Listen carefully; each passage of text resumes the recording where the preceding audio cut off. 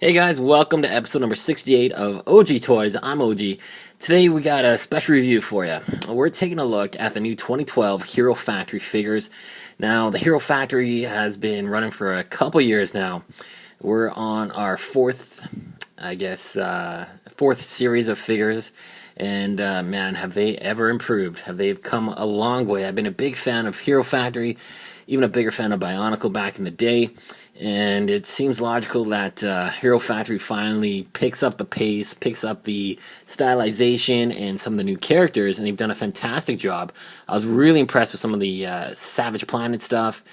And wow, these new guys have really been impressive for the 2012 summer season. So the first figure we're going to look at is Core Hunter. Now, Core Hunter is set number 622, and he has 51 pieces. Now, let's take a look at the packaging first off before we get to the actual figure. Now, the packaging, don't like this style of packaging. It's just like a Ziploc bag, and they chuck a bunch of parts in here with an instruction booklet. You know, it's just, I'm not liking this. I don't like the switch. You know, just a little while ago, we had these canisters, which they've been using for quite some time. You know, even since series number 1. Like, we got a series 1 bulk. It's been essentially the exact same packaging, and it's fine. They got the character, the bubble, you know, this cool little top here, but now they've gone to the, you know, Ziploc style bags for packaging, and it's not that great. I guess maybe they're saving costs, but the figures are still $15.99 Canadian. Now, these guys are bigger than your regular Hero Factory figures. There's 2 subcategories.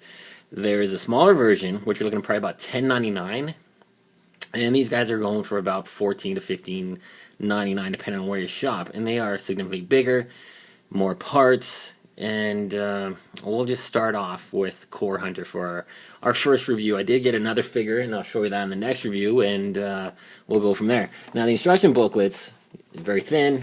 You know, there's not a awful lot of build here. You know, you're looking at, all said and done, about 24 pieces, or 24 pages, excuse me.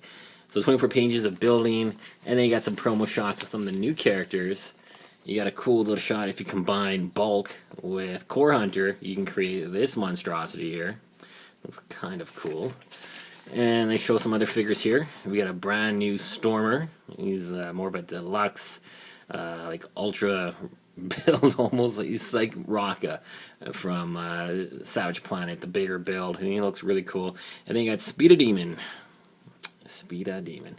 Yeah, cool name. Anyways, I like the motorcycle. Pretty cool looking figure, but of course he has a recycled Black Phantom mask on there, but still it looks quite interesting, pretty cool.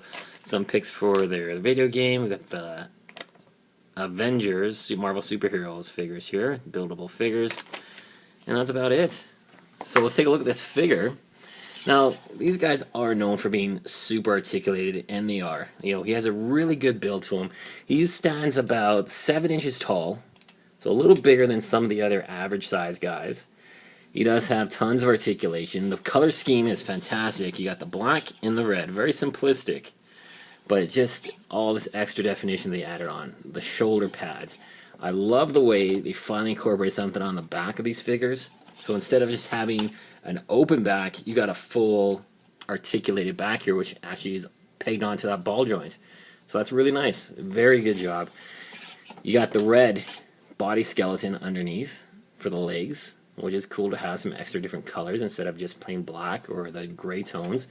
And the figure is really impressive looking. One cool thing, the mask. As you can see, the helmets here, he has almost like an arachnid spider look with tons of eyes. So if you just put some light behind it, you know, you can see it's got some pretty cool visuals there, and it looks pretty cool. If you take his mask off, there we go. You can see he has a Gladiatorian head. They haven't really changed that. That's been running for quite some time. I thought by now they would have come with some new head style, but they haven't. And it's fine because, you know, we got tons of these guys, so it's easy to customize with that kind of peg. And there you go. Now, for the articulation. Now, this thing is super articulated. It's kicks butt for articulation to some action figures that are on the market for the exact same price. So we can start off, you got full ball joint in the shoulder, full ball joint in this arm elbow pivot. You know, he comes with a shield here, easily enough to swap that out, put a fist or whatever else you want on there, but it has a full ball joint motion in there as well. His neck, full ball joint, so he has one ball joint there, another one attached to the head. Excellent 360. He has full range of movement. You can get him in some actually awesome poses for his head. Nothing in the waist. They haven't come up with any kind of design scheme to give some sort of waist articulation, but they did put a new build on the chest. So as you can see, he has pectoral muscles here, and it's a very simple feature. It's just a plug on to this chest piece, which has been pretty standard for some of the Hero Factory guys for a while. So you just plug that in, and there you go. He's got a built-up chest, pectoral muscles. He's hitting the gym. He's pounding it. Now for the legs, I really like the way they did the legs here. If you check that out, this is a new style build for the legs. You got your regular leg armor, if you will, and then they just added this new piece via these plugs into the bottom here, and it just adds so much more to this figure. I can get that in. There you go. Just adds so much more character to the legs. They look fantastic that way. You got a full ball joint in the leg, the knee, and of course in the ankle. These things are crazy articulated. Of course, they do sometimes come with some sort of gimmick. He does have a weapon in this hand, and he does have a fist actually under here as well. So you can take that off if you wanted to. He can still use his hand. He's got this cannon. You squeeze these two parts here, and he'll shoot out that glowing sphere.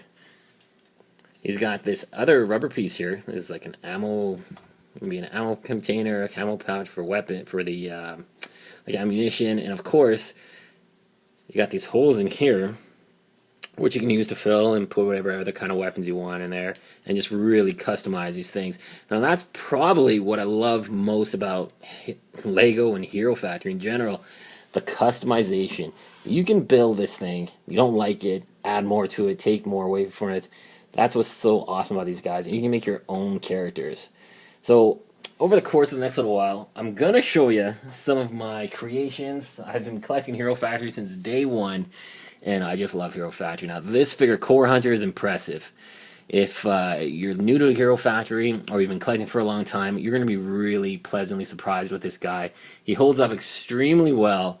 The chance of this guy breaking apart, not going to happen. He has really tight joints. They've done a great job, you know, just making the joints stiffer without sacrificing any playability.